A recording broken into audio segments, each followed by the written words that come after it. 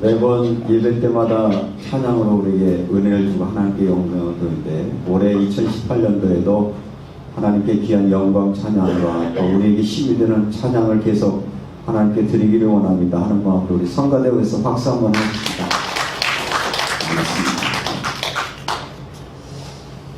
새해를 맞이한다는 것은 사람들에게 많은 희망을 갖게 합니다.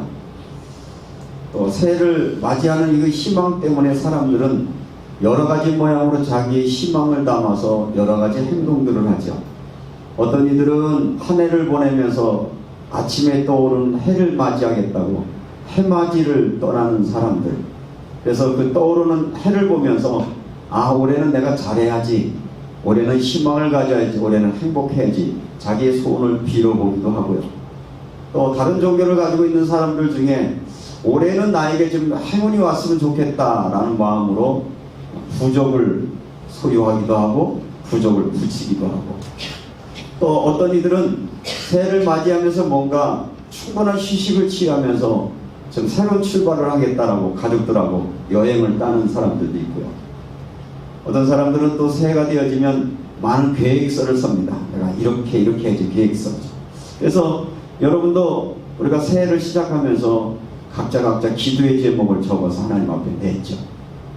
그런데 이렇게 많은 것들을 꿈꾸고 많은 희망들을 가지고 있지만 우리에게 던져오는 질문이 하나 있다면, 과연 새해는 희망이 있는 걸까? 나에게는 이런 것들이 희망적으로 내가 새해를 맞이할까? 그런 생각을 갖게 하는 그런 시간인데, 많은 사람들은 희망이 있는가라고 하는 물음 가운데 희망을 주는 근거를 살 때 앞으로 경제 지표가 어떻게 될 건가? 경기가 좋아질 건가? 나빠질 건가? 거기에 희망의 근거를 담기도 하고요. 또 뭐 정치에 민감한 분들은 국내 정치나 국외 정치를 보면서 올해는 괜찮겠다, 올해는 불안하겠다, 이런 정치적인 성향으로 많은 것들을 보기도 합니다. 그런데 다른 사람의 이야기가 아니라 오늘 이 자리에 예배에 참석한 저와 여러분들은, 그러면 여러분들은 한 해를 전망하시면서 여러분의 마음속에 하나의 전망치 가운데 희망의 근거는 갖고 계십니까? 라고 질문을 던지고 싶은 거예요. 여러분 스스로에게 한번 던져보시죠. 나는 희망의 근거를 가지고 있는가?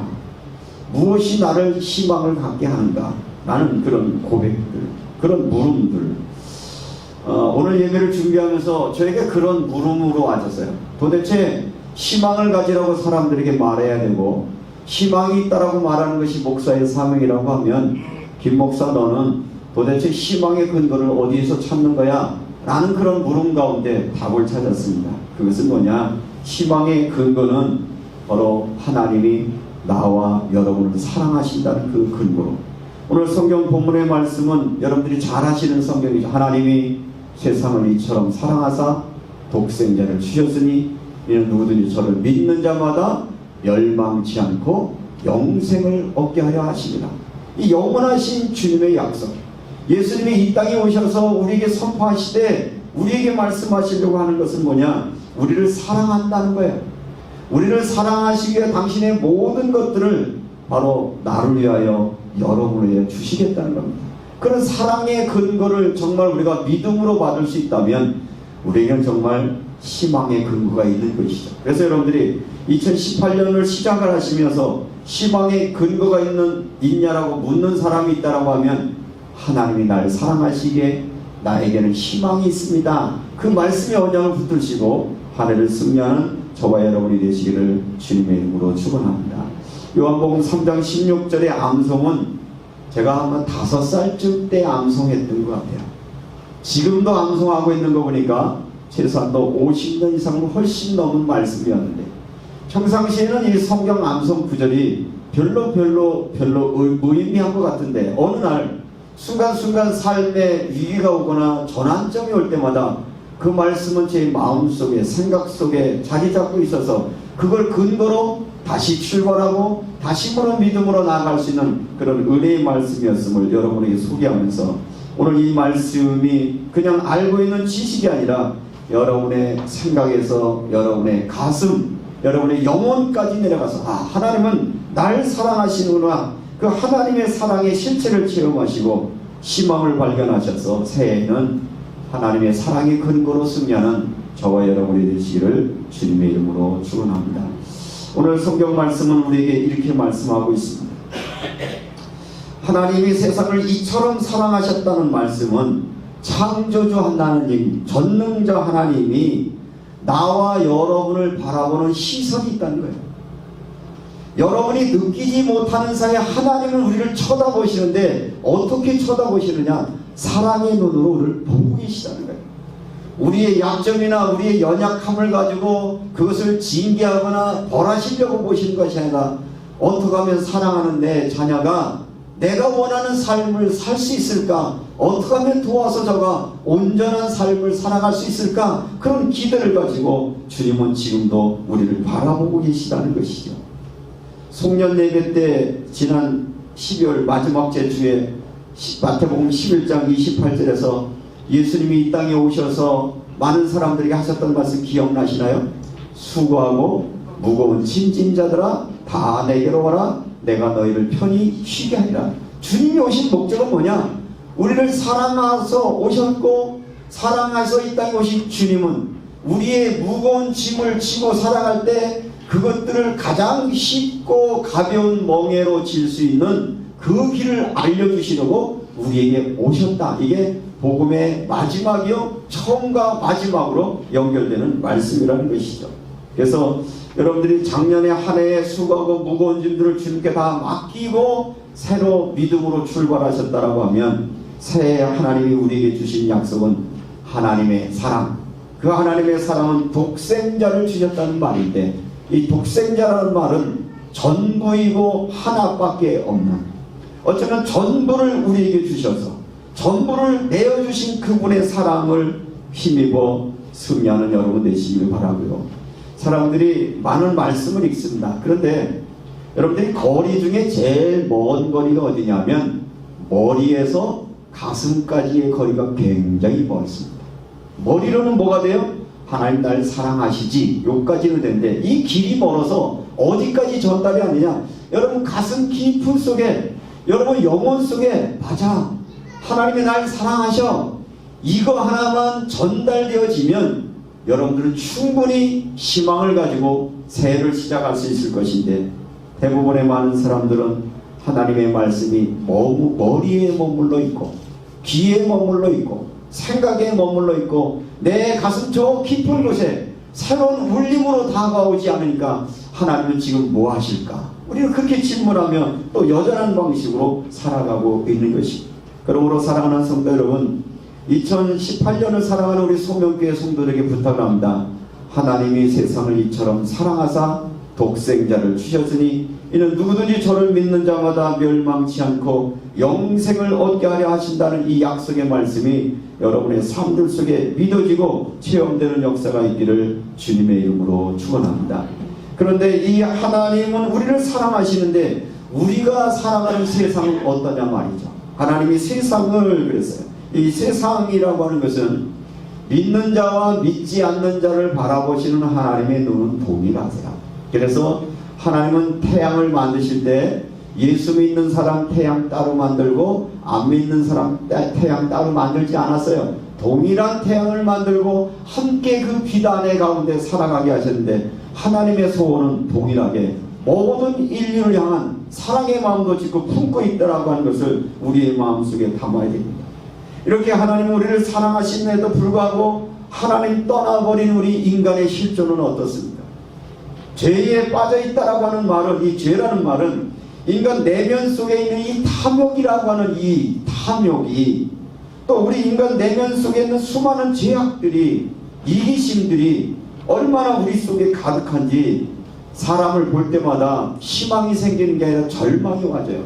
사람이 왜 저럴까? 저 사람이 왜 저럴까? 우리의 눈에 보기에는 절망의 눈으로 보여지지만 하나님은 여전히 그 절망할 수밖에 없는 사람들을 바라보시면서도 그들도 내게로 와서 온전한 삶을 살기를 하나님은 지금도 기대하고 계시다라고 하는 것 때문에 우리는 희망의 근거를 가질 수 있다는 것입니다. 이 하나님 떠나버린 인간의 실존을 에베소서 2장 1절 3절에서 이렇게 말하고 있죠. 죄와 허물로 죽었던 너희, 다시 말하면 하나님의 사랑을 체험하지 못한 사람들은 뭐냐? 영이 죽었다는 말이죠. 그래서 영이 죽었다는 말은 뭐냐? 하나님의 형상대로 지음받은 우리 인간의 내면 속에 인간다움, 정말 따뜻하고 뭔가 더불어 살고 이타적이어서 모든 사람과 사랑할 수 있는 그 마음을 잃어버렸기 때문에, 잃어버린 그 사람들의 특징은 뭐냐? 마음과 육체가 원하는 대로 해봐. 자기 멋대로 사는 거예요. 내가 하고 싶은 대로 살아가는 거예요. 내 마음대로 살아가는데 그 생각이 병들었기 때문에 병든 생각대로 하니까 다른 사람들은 힘겨운 삶을 살아갈 수밖에 없는 거죠. 문제는 본인의 죄를 죄로 알지 못하여 무감각해져 있기 때문에 죄를 지면서도 죄가 자랑이 되어지고 죄가 어떤 권세처럼 보여지는 많은 정치 지도자들, 이 땅의 지도자들의 모습을 우리가 보게 되어지면서 사람들을 보면 볼수록 어쩌면 사람들을 볼 때마다 위로가 되어지는 게 아니라 사람들을 볼 때마다 하나님이 실수하신 것 같아요. 하나님 왜 저러셨을까? 그럼에도 불구하고 하나님 우리에 대한 기대를 갖고 계시다는 겁니다. 우리가 들려오는 많은 소식들을 보면 예전에 어떤 가수의 노래 제목 중에 세상은 요지경 이런 노래가 있었어요. 아마 아는 사람 잘 없을 건데, 세상은 요지경, 지죽박죽이라는 말이죠. 제 멋대로는 거예요. 세상은 요지경이에요. 어떻게 지조차고 아이를 그렇게 학대해서 지 딸을 땅에다 묻는 아버지, 묻어놓고는 잊어버렸다고 하고 또 CCTV 있는 데 가가지고 연기를 하잖아요. 딸아 어딨냐 그리고 연기하는 그 아버지, 도대체 인간일까? 왜 저 사람들에게 저런 일들이 일어날까? 요지경, 탐스러운 권력자들, 가면을 쓴 지도자들, 변질된 종교 지도자들, 저를 포함한 이런 것들 속에서 하나님의 세상을 그래도 사랑하셨다. 이 사랑이라고 하는 것은 그냥 형용사로서 그저 말하기 어려울 때 둘러대는 단어가 아니라 이 사랑을 구체적으로 실현하셨는데, 그 구체적인 실현이 뭐냐? 독생자를 주셨습니다. 이 땅에 친히 사람의 몸을 입고 오셨다는 것이 말로만이 아니라 삶으로 기꺼이 우리에게 찾아오셔서, 하나님은 저 하늘에 계신 분이 아니라 내가 살아가는 이 땅에 오신 분이에요. 여러분들이 아파하고 여러분들이 힘겨워하는 그곳에 찾아오신 주님, 우리가 이 세상을 어떻게 살아갈까 낙마하고 있는 이 자리에 지금도 찾아오셔서 우리와 함께 하시는 그 예수님은 동정으로 끝나고 위로자가 아니라 직접 찾아오셔서 이 땅의 죄의 종로로 타고 있는 우리에게 지금 이곳에 찾아오셔서 그분은 우리를 초대하십니다. 요한계시록 3장 20절에 이렇게 말씀하시죠. 볼지어다 내가 문 밖에서 두드린다. 누구든지 문을 열면 나는 그에게로 들어갈 거야. 그래서 나는 그 안에 들어가서 그와 함께 먹고 그는 나와 함께 마실 거야. 이 말은 하나님은 어디 계시냐? 여러분 안에 들어오시기를 원하세요. 여러분의 생각 속에, 여러분의 심령 속에, 여러분의 구체적인 삶들 속에 그 하나님이 지금 오셨고 지금도 문 두드리시기 때문에 여러분들이 이 두드리시는 그 음성을 믿음으로 아멘으로 받는 순간 여러분은 혼자가 아니라 주님이 여러분 안에 계시고 주님이 여러분과 함께하는 그런 은혜의 삶을 경험하게 되어진단 말이죠. 그분은 빛이세요. 빛이 들어오려고 하면 우리가 커튼을 열어야 빛이 들어와요. 아무리 밝은 빛이라도 여러분의 마음의 커튼을 닫고 있는 난 그 빛은 못 들어오는 게 아니라 안 들어올 수밖에 없어요. 하나님은 우리를 로봇으로 만들지 않았어요. 강제적으로 믿도록 만들지 않았어요. 그래서 성경은 말합니다. 사람이 마음으로 믿어 의에 이르고 입으로 신하여 구원에 이르리라. 오늘 첫 주를 시작하는 이 시간, 주님 내 안에 오시옵소서. 내 마음의 문을 엽니다. 내가 사람들 때문에 내 마음의 문을 닫았고 희망의 문도 닫았고 절망이라는 그 감정 때문에 내가 스스로 고립되어 있지만 이제 내 마음의 문을 여니 빛으로 오셔서 나의 주인이 되어주시고 나의 왕이 되어주십시오. 그 빛 대신 주님을 발견할 때 우리는 희망의 근거를 가지고 믿음의 삶을 살게 되어지죠. 볼지어다 내가 문 밖에서 두드린다고 말씀하신 그 주님은 우리에게 뭘 요구하시느냐 하면 누구든지 그를 믿는 자마다요. 믿는데 조건은 누구냐? 믿는 자요. 누구든지 믿는 자. 조건이나 지적되지 않았습니다. 하나님은 나를 버리시지 않을까? 아니에요. 여러분들이 마음의 문을 열기만 하면, 여러분들이 그 예수가 여러분의 삶의 주인으로 모셔드리기만 하면 우리의 자격, 나의 형편, 나의 성품, 나의 조건 아무런 문제가 되지 않습니다. 누구든지 믿는 자예요. 믿는다라고 하는 말은 우리가 의지를 가지고 그분을 받아들인다는 것이죠. 그래서 요한복음 1장 12절에는 영접하는 자입니다. 영접하는 자.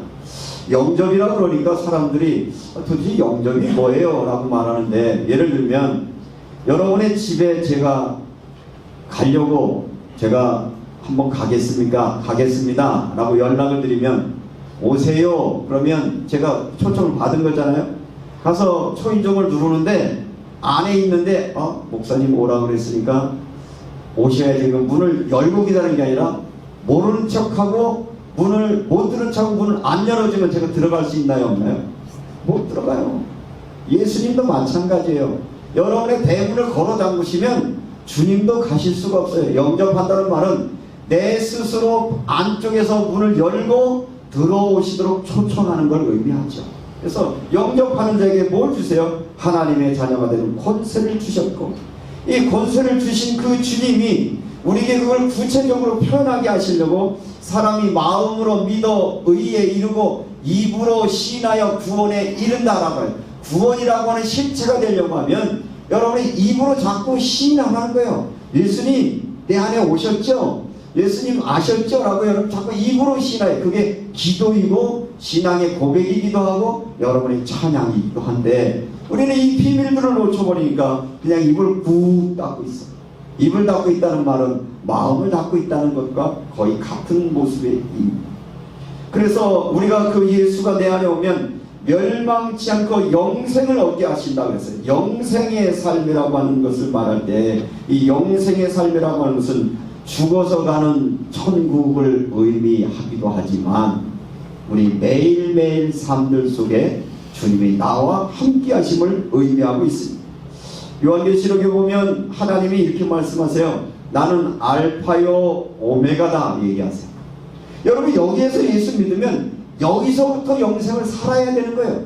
여기서부터 영생을 누리는 삶이 되어지고, 우리 육체가 제한적이어서 하나님 품에 안길 때 그곳에서도 영생의 삶을 살아가는 것인데, 우리 한국교회는 어떻게 된 게 전도할 때부터 예수 믿고 천국 가세요. 예수 믿으세요. 천국 가세요. 그러니까 아직 건강한 사람은 말해요. 아직 나 건강한데, 나 아직 멀쩡한데, 나 젊은데, 아직 안 죽을 건데, 그래서 지금 안 믿어. 이렇게. 예수는 죽어서 천국 가는 게 아닙니다. 여기에서부터 천국의 삶을 살아가는 겁니다.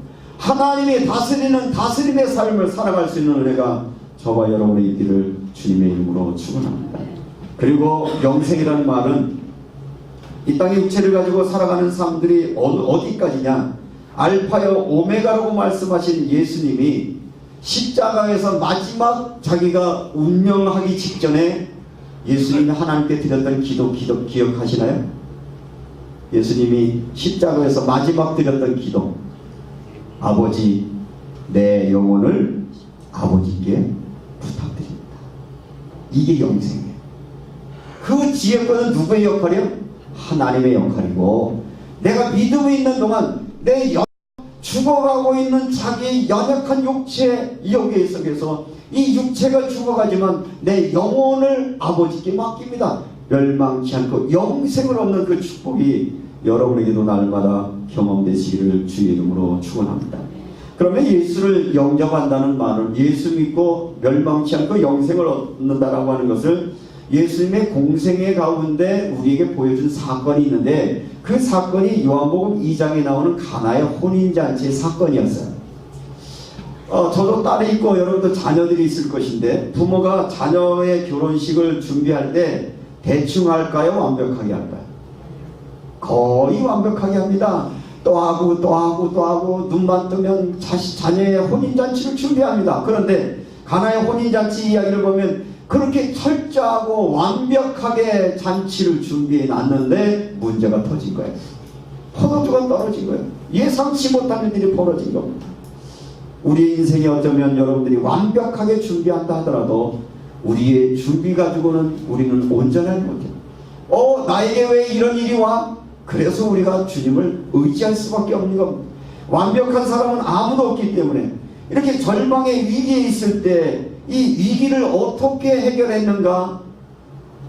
바로 예수님이 손님으로 초대간 그곳에 마리아의 친척이었다고 성경을 기록하고 있는데, 아마 예수님하고 같이 온 걸 모아서 뭔가 도움이 될 것 같으니까 마리아에게 부탁을 했던 것 같아요. 이런 상황이 오면 어떻게 했으면 좋겠습니까? 그때 마리아가 예수님에게 말합니다. 포도주가 떨어졌습니다 라고 말했더니 예수님의 답변은 뭐였어요? 냉랭했어요. 어머니, 아직 내 때가 아닙니다. 그럼에도 불구하고 이들의 다급한 상황을 본 마리아는 그 하인들에게 이렇게 명령합니다. 예수님이 무슨 말씀을 하시든지 그대로 하라 라고 말합니다. 그랬더니 그 말을 들은 예수님이 그러면 물을 떠다가 이 포도주 항아리에 채워라 라고 말씀을 채웠어요. 그리고 퍼다가 이 잔치를 총주관하고 있는 사람에게 갖다 줘라 라고 했더니 놀라운 기적이 일어났어요. 뭐요? 처음 먹었던 포도주보다 더 좋은 포도주로 만들어졌다 라고 말하고 있습니다. 여기에서 예수님을 영접한다는 말은 처음에 예수님은 손님이었어요. 자기들끼리 나왔고 예수님은 구경꾼이었는데 그 자기에게 벌어진 완벽하게 준비한 것 같은 잔치에 문제가 생겨지자 우리의 준비는 한계가 있구나 깨닫고 이 사실을 예수님에게 말씀드렸고, 예수님을 손님에서 어느 자리로 와지는 겁니까? 주인의 자리로 모셔드려서 그분의 말에 순종했더니 자기들이 준비했던 것보다 더 완벽한 포도주로 잔치가 잘 진행될 수 있었고, 성경은 이렇게 기록합니다. 예수의 이 기적이 첫 번째 기적이다 라고 말했습니다. 다시 말하면 주님은 이 땅에 우리에게 오셔서 결혼식이라고 하는 것은 첫 출발이에요. 그죠? 희망을 가지고 출발하는 이 출발점에 절망하고 있는 자들에게 뭔 근거가 됐어요? 희망의 근거가 되셨습니다. 뭐가 여러분을 희망으로 사회를 출발하게 합니까? 그 근거는 예수가 근거입니다. 예수 그리스도가 여러분의 희망의 근거가 되는 놀라운 역사가 있기를 주님의 이름으로 축원합니다. 저는 우리 교회의 교인들이 새로 교회에 등록을 하든지 전도서에 오면 신방 가면 제일 첫 번째 드리는 설교가 있습니다. 그 설교가 요한복음 2장 말씀입니다. 그래서 목사님이 우리 집 와서 그런 말씀하셨구나. 그렇습니다. 왜냐하면 예수님은 여러분의 가정의 주인 되기를 원하십니다. 여러분의 가정에 온전히 주관자가 되기를 원하십니다. 그런 주님을 향하여 여러분의 집의 문을 열고 여러분의 삶의 문을 열지 아니하면 여러분들이 완벽하게 준비한 것 같더라도 우리에게는 끊임없이 문제가 터져서 우리 스스로 살아갈 수 없는 거거든요. 이것이 신앙의 가장 기초인 것이고 본질적인 것입니다.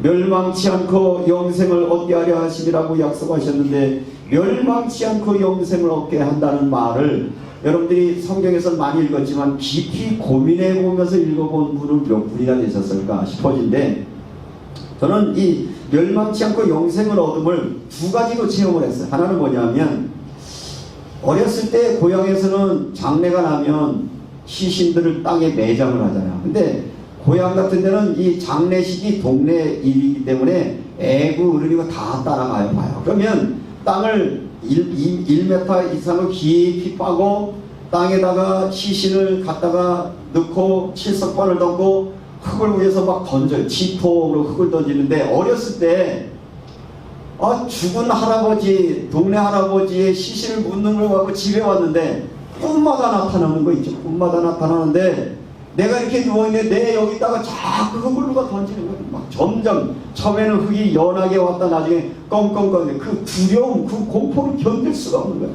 아이고, 나도 죽으면 저 땅속에 저렇게 묻힐 것인데, 그 두려움이 그 어린 나이에 얼마나 두려움을 하는데, 어느 날 교회 갔는데 이 성경 본문을 얘기하면서 하나님이 세상을 이처럼 사랑하사 독생자를 주셨으니 누구든지 저를 믿는 자마다 멸망치 않고 영생을 얻게 하니. 이 말씀 속에 어린 나이에 무슨 생각이 나? 아, 땅으로 육체에 묻어졌지만 그거는 영원히 끝난 게 영생을 주는. 그래서 예수 믿는구나. 그런 게 저는 6살 때 체험되고 있죠. 그러니까 신앙생활은요, 애가 뭘 하나가 아니에요. 애 때 하나님 만나야, 어렸을 때 그 하나님의 은혜가 경험되어야 평생 그분과 동행하는 삶을 살아가는 거예요. 여기 어린 자녀를 키우는 여러분들, 아이들에게 정말 그 예수의 사랑, 구원의 비밀을 알려주면 자녀들 때문에 걱정할 이유는 아무도 없다는 이야기를 수없이 말씀을 드립니다.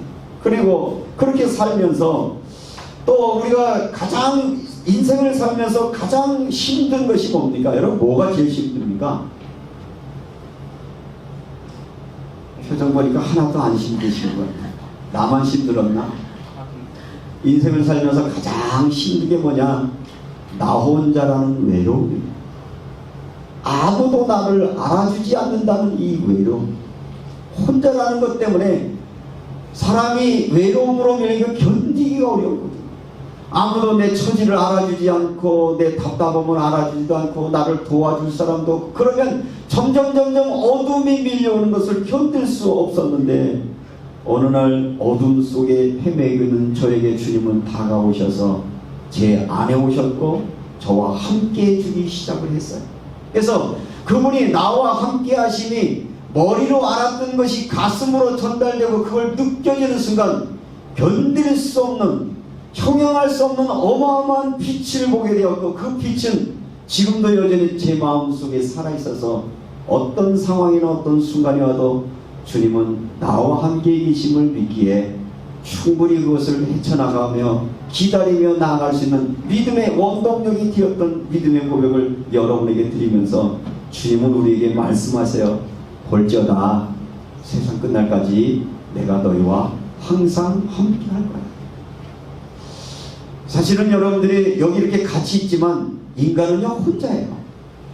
부모도 어쩔 수 없어요. 아내도 남편도 우리의 내면 세계를 어쩔 수가 없어요. 결국은 내 혼자 내 인생의 문제를 해결할 때, 여러분들이 절망하고 좌절할 때도 그분은 빛으로 오시고, 여러분들의 마음의 문을 열고 그 예수를 영접하는 순간 주님은 여러분의 삶에 함께 하시는 참빛으로 오신 예수. 예수가 참빛으로 왔을 때 사람들이 영접지 아니하더니 영접하는 자, 곧 그 이름을 믿는 자에게 하나님의 자녀가 되는 권세를 주셨습니다. 빛으로 오신 예수는 지금도 내 안에, 내 삶 속에, 내 삶의 주인 되셔서 그분은 나를 인도하시고 역사해 주시는 이 어둠 속의 희망은 뭡니까? 빛밖에 없습니다. 인생이 어둡고 여러분들이 2018년을 시작을 하지만 사실은 내일이 어떤 일이 벌어질지 우리는 볼 수가 없어요. 그래서 우리는 진리의 빛으로, 생명의 빛으로 앞을 비추고 나아갈 때, 하나님의 말씀은 내 발의 등불이요, 내 발의 등불이어서 한 걸음 한 걸음의 말씀의 빛에 따라갈 때 여러분에게는 희망이 있는 것이고, 하나님 여러분의 삶 속에 간섭하는 역사가 있게 되어집니다. 그러면 하나님이 세상을 이처럼 사랑하사 독생자를 주셨고 저를 믿는 자마다 멸망치 않고 영생을 주셨다는 말을, 이 말은 이렇게 표현하는 거죠. 하나님의 자녀가 되는 권세를 줬다는 것인데, 그럼 하나님의 자녀가 된다는 말은 뭐냐? 우리에게 기도할 수 있는 특권을 주신다는 거예요. 이제까지는 너희가 내 이름으로 구하지 아니하였으나 구하라 그리하면 받으리니 너희의 기쁨이 충만하리라. 기도가 되어지는 거예요. 정말 자녀가 되면 하나님의 여러분의 아버지로 믿어지면 그분과 대화하십시오. 기도할 때 희망이 생깁니다. 기도할 때 하나님 방법을 주십니다. 그 기도요. 또 하나님은 이 기도라고 하는 것을 우리의 생활 속에 그러면 어떻게 하면 되느냐? 너는 범사에 그를 인정하라 그리하면 내 길을 지도한다. 사건이 닥치거나 상황이 오면 여러분들이 그것만 보고 염려할 게 아니라 그를 인정하는 거예요. 주님, 나와 함께 계시죠? 내가 어떻게 해야 되죠? 어떤 방법으로 해야 되죠? 어떻게 해야 이 문제가 풀리죠? 그분 앞에 인정하고 지도를 받아보세요. 내가 들고 뛰는 게 아니라 그분이 내게 말씀하실 때 그 방향으로 가면 그때부터 하나님은 우리의 삶을 인도하시고 감당해 주시죠. 마태복음 28장 20절에 뭐라고 약속하셨나요? 볼지어다 세상 끝날까지 너희와 함께 하겠다. 한번 따라합시다. 세상 끝날까지 너와 함께 할 거야. 누가 그러셨어요? 주님, 예수님. 저한테 얘기했다고요? 목사님은, 하나님은 목사님만 사랑해서 저한테만 얘기했을까요? 여러분에게 말씀하셨어. 주님에게 말씀하셔서 함께 하신다고 했으니, 함께 하신다는 그분을 순간순간 인정하고 그분에게 귀 기울이고 그분이 나를 어떻게 인도하실까를 여러분이 바라보는 것, 그것을 믿음이라고 말하는 것입니다. 그러면 목사님, 하나님이 내 안에 계신다는 것, 내가 구원받았다는 것을 어떻게 확인할 수 있을까요? 요한일서 5장 12절에 이렇게 말하고 있습니다. 아들이 있는 자에게는 생명이 있고 아들이 없는 자에게는 생명이 없느니라. 아들, 누가요? 예수 그리스도가 여러분의 구주로 고백하는 사람에게 생명이 있는 거야. 그래서 하나님은 여전히 여러분에게 은혜와 능력으로 더해 주시는 것입니다. 그래서 멸망치 않고 영생을 얻게 하려 하심이라고 하는 것은 주님의 다스림이 시작하는 삶을 살게 되어지는 거예요. 내가 주인이 아니라 주님이 나의 삶의 주인이 되어지고, 내 감정에 충실한 자가 아니라 내 안에 계신 그 예수님의 의도와, 그래서 우리 교회 표가 뭐예요? 하나님을 기쁘시게 하는 교회. 하나님은 우리를 향한 기대가 있으세요. 우리를 너무너무 사랑하세요. 어쩌면 나는 나를 포기할지 몰라도 그분은 나를 절대 포기하지 않습니다. 희망의 근거는 뭐냐? 하나님이 나를 사랑하십니다. 저는 요한복음 3장 16절을 읽다가 이렇게 제가 설교 원고에 적어봤어요. 하나님이 종보기를 사랑하사 독생자를 주셨다. 그를 믿을 때 멸망치 않고 주께서 함께하는 동행의 약속을 받았다. 제가 그렇게 고백이 되더라고요. 여러분에게도 그 고백이 있으시기 바랍니다. 하나님은 여러분을 사랑하시기 때문에 하나님은 여러분에게 기대가 있으십니다. 여러분에게 기대가 없을 수도 있어요. 그러나 하나님은 여러분을 기대하고 계세요. 여러분에게 하나님의 형상이 회복되기를 기대하고 계세요. 하나님은 여러분들이 빛이 되기를 희망하고 계세요. 여러분을 통하여 세상의 소금으로 역할을 감당하기를 하나님 기대하고 계십니다. 그러므로 희망을 가지십시오. 하나님이 여러분을 향한 기대 때문에. 또 약속하셨습니다. 세상 끝날까지. 언제? 혼자가 아니에요. 여러분 혼자가 아니라 주님은 영원히 여러분과 함께하는 그런 은혜가 있기에 희망을 발견하시고 믿음으로 출발하셔서, 오늘 희망의 근거가 있냐라고 제가 물음표를 던진 이유는 좀 신앙을 좀 고민해 보시라. 신앙을 실질적으로 여러분들 좀 체험해봐라. 그냥 무조건 아멘 그러고 잊어버리는 게 아니라 자꾸 생각하다 보면 그게 믿음으로 우리에게 와지는 것이었어. 여러분, 희망의 근거가 있습니까? 여러분 답을 하셔야 돼요. 희망의 근거가 있습니까? 그걸 발견하세요. 그래야 한 해가 우리에게 축복이 되는 거예요. 이 희망의 근거를 발견하지 못하면 우리는 아무런 희망이 없습니다. 우리가 희망의 근거를 발견하고 실제적으로 신앙의 근거를 발견한 다윗은 고백했죠. 여호와는 나의 목자십니다. 나는 그래서 목자의 음성에 귀 기울이겠습니다. 왜냐하면 그분의 음성에 귀 기울여야 그분이 나를 푸른 초장과 실만한 물가로 인도해 주실 것이고, 내가 어려운 상황이 와도 능히 이기게 하시는 은혜를 주실 것이기 때문에 나는 목자의 음성에 귀 기울이겠습니다. 그런 고백으로 살아갈 때 하나님은 하나님의 마음에 합당한 삶을 살았습니다. 말씀을 정리하겠습니다. 새해에 우리가 기도 제목들을 적으셔서 제출을 하셔서 제가 기도 제목을 쭉 가지고 있는데, 거기에 기도 제목을 쓰신 분 중에 하나의 기도 제목이 있어서 한번 같이 나눠보려고 합니다. 교회와 이웃을 위한 기도에 이런 기도 내용을 썼어요. 삶이 무의미해지는 날 교회에 오는 것만으로도 당신이 우리에게 말하는 바를 느끼게 해주세요. 표현이 적어도 서로를 더 위하고 생각하는 마음이 커지게 해주세요. 외롭고 힘든 사람들이 더 많이 찾아오고 제발 안녕하게 해주세요. 더 많이 사유하고 더 많이 깨끗해지고 더 많이 당신을 의식하며 살게 해주세요. 하나님, 이렇게 한 해를 살고 싶습니다. 기도의 제목을 담은 기도의 말을 소개하면서 그렇습니다. 정말 우리의 삶이 무의미해지게 느껴지는 날, 무심코 교회에 찾아왔는데 하나님 나에게 말고로우심과 나를 위로하시는 것으로 소망을 찾고, 여기에 모여있는 사람들이 서로를 더 소중히 여기고 사랑하는 마음 가지고 하나님 더 많은 사람들이 이곳에 주님의 위로하심과 주님의 희망을 발견할 수 있는 우리의 믿음의 공동체가 되도록 우리를 축복하옵소서. 이런 기도 여러분에게도 있으셔서 한 해 희망 가운데 승리하는 삶이 되게 주님의 이름으로 축원합니다. 더 많이 당신을 의식하며 살게 해주세요. 정말 이런 기도 드렸으면 좋겠어. 하나님은 여러분과 함께 하세요. 한순간도 여러분을 포기하지 않습니다. 여러분을 떠나지 않는 그 주님과 그분을 의식하며 살아갈 수 있는 축복의 날들이 되시기를 주님의 이름으로 축원합니다. 기도합니다. 참 좋으신 아버지 하나님, 하나님의 사랑에서 희망의 근거를 찾았습니다.